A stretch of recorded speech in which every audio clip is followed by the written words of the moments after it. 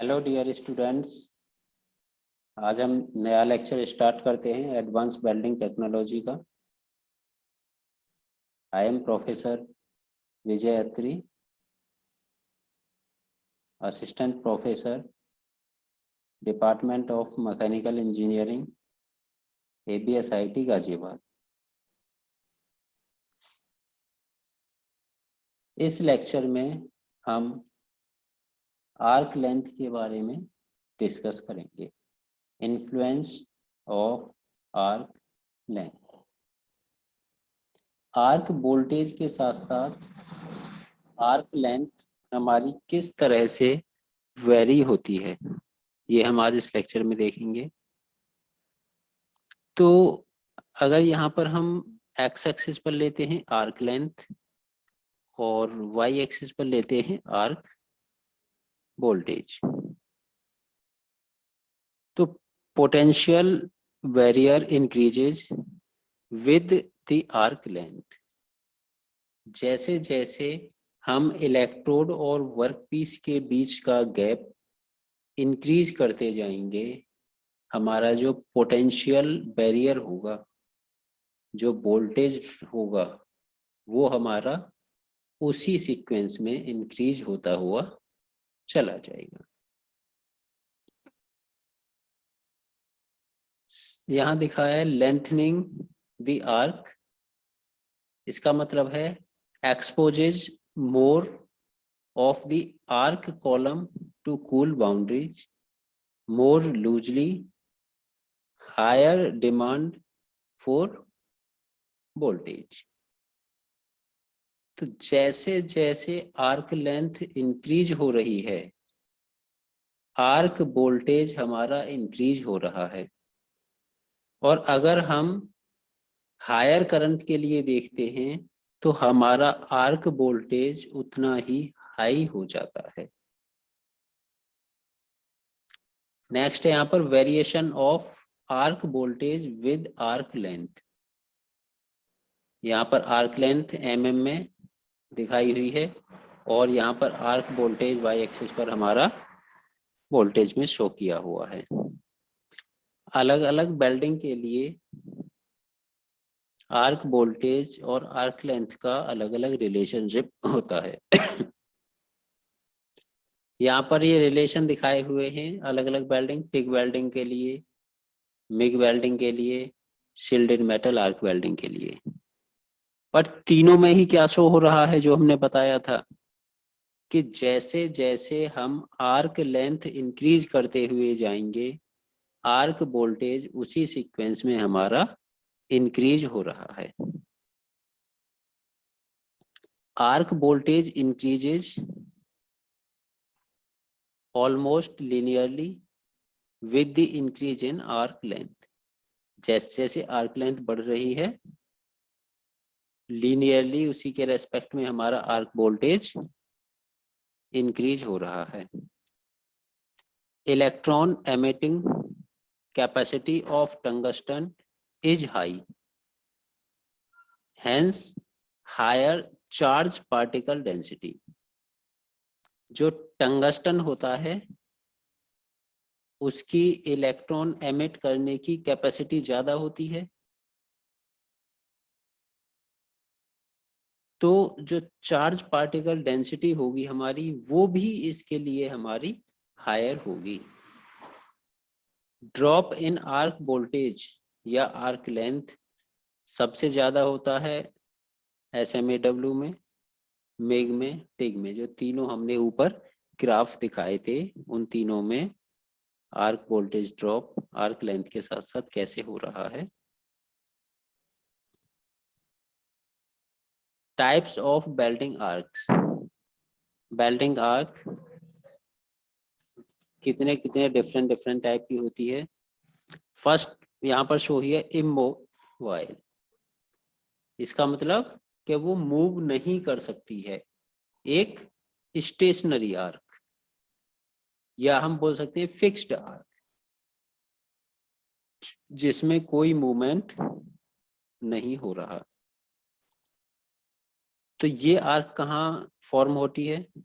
Formed between non consumable electrode and A workpiece with और without filler. जहां हम non consumable electrode use कर रहे हैं, जब हमारा इलेक्ट्रोड कंज्यूम नहीं होगा तो हमें उस इलेक्ट्रोड को मूव कराने की कोई जरूरत नहीं होगी, तो आर्क होगी जो हमारी वो भी मूव नहीं होगी, वो भी हमारी स्टेशनरी रहेगी जब इलेक्ट्रोड कंज्यूम नहीं हो रहा। Heat on electrode goes unutilised and taken away by cooling water और सील्डेड गैस। जो वहां पर हीट जनरेट हो रही है, इलेक्ट्रोड पर जो हीट जनरेट हो रही है वो कहीं भी यूटिलाइज नहीं होती है, और उस हीट को हम कूलिंग वाटर या सील्डेड गैस की हेल्प से वहां से दूर कर देते हैं, हीट को वहां से रिमूव कर देते हैं। फिक्स्ड आर्क की जो थर्मल एफिशिएंसी होती है वो 45 से 60% तक उसकी थर्मल एफिशिएंसी होती है। अब फिक्स्ड आर्क में हमारे कौन कौन से आते हैं? Carbon arc, gas tungsten arc and plasma arc. ये हमारे एग्जाम्पल्स हैं स्टेशनरी या फिर फिक्स्ड आर्क के। सेकंड होता है मोबाइल आर्क, जो आर्क हमारा मूव करता हो।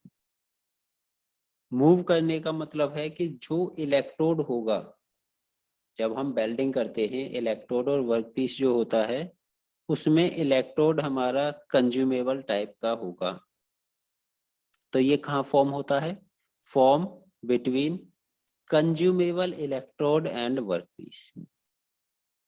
As the electrode melt, the arc moves upward towards electrode।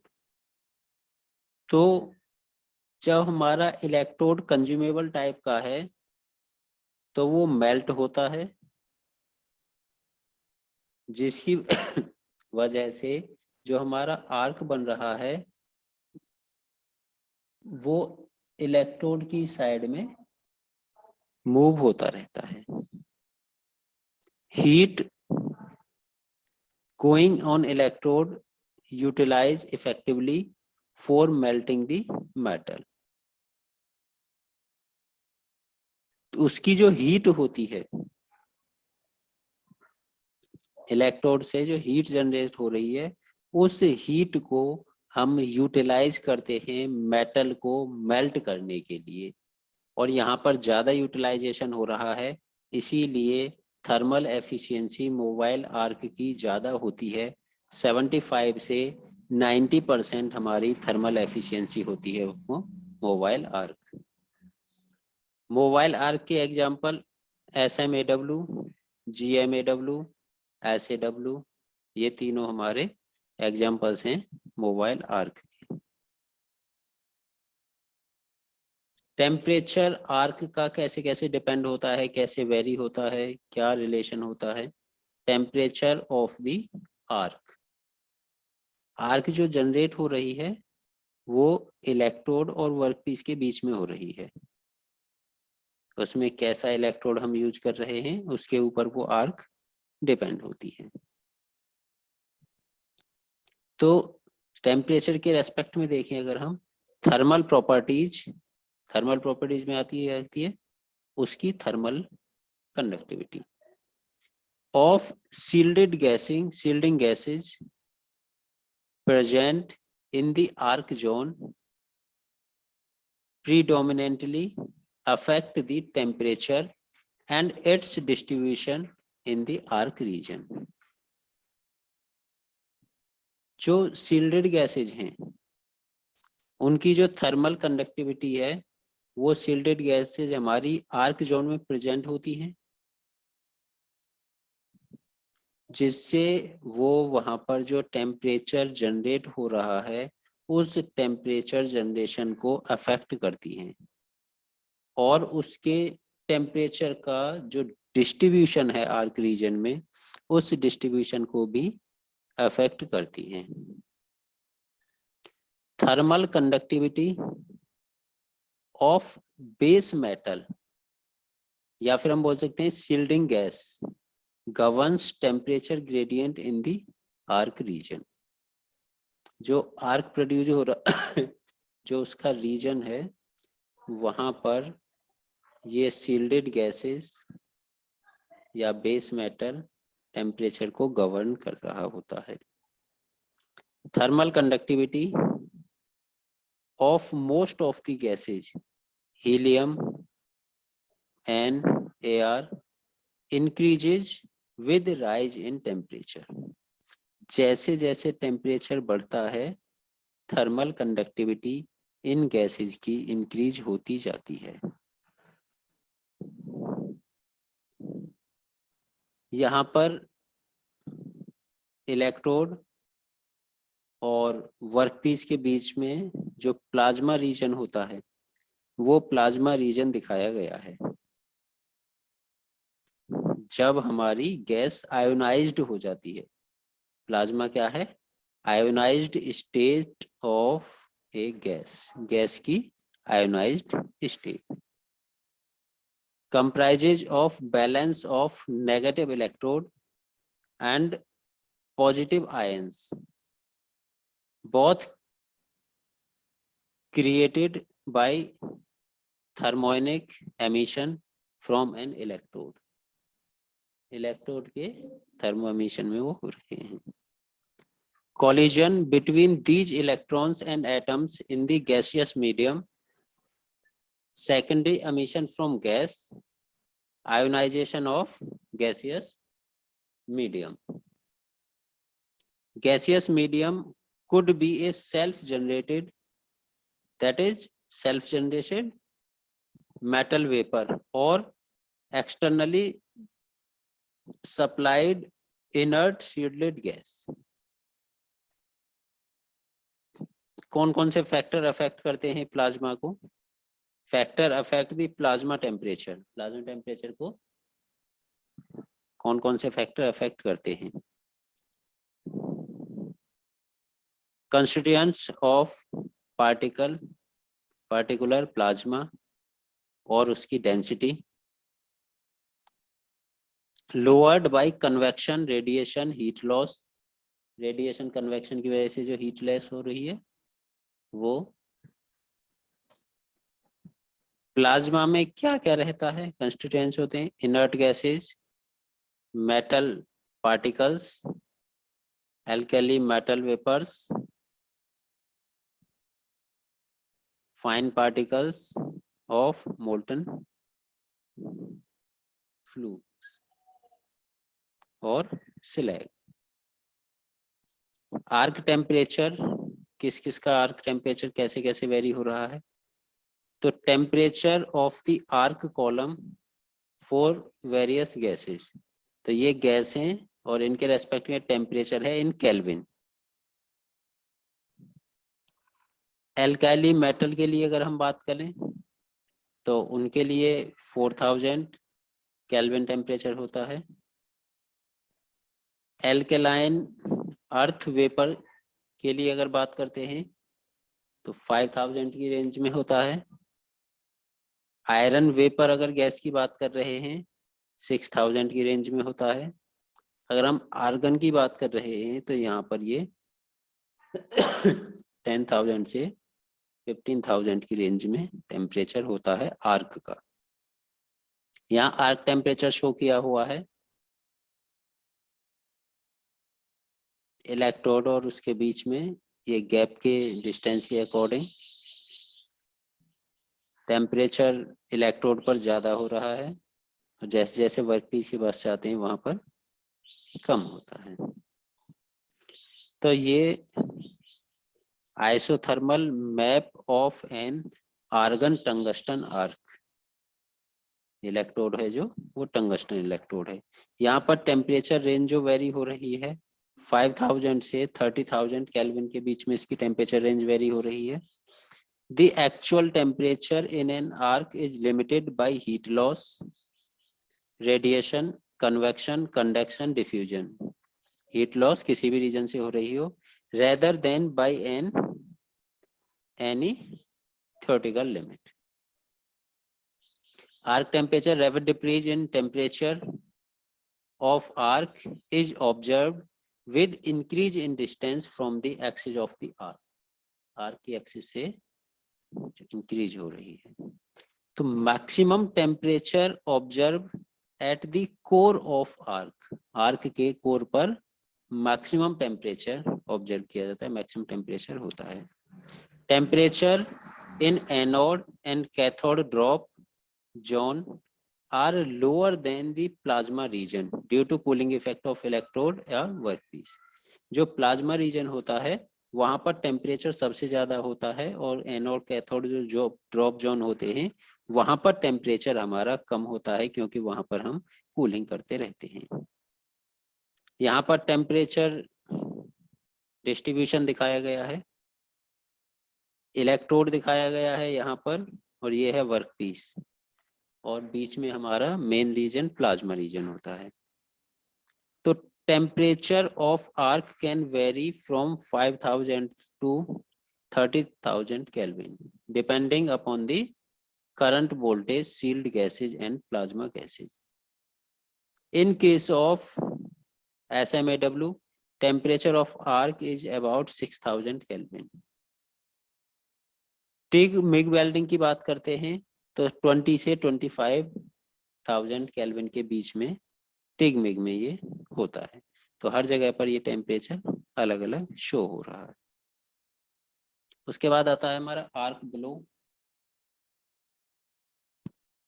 Arc blow क्या है? Arc blow is basically A deflection of welding arc from its intended path, that is axis of electrode. Electrode के axis से deflect हो जाना welding arc का, उसे बोला जाता है arc blow. reduces the control over the handling of molten metal by making it difficult to apply the molten metal at right place. Serve arc blow increases the spattering, which decreases the deposition efficiency of the welding process. For दो type के arc blow होते हैं. एक होता है हमारा forward arc blow, second one is backward arc blow.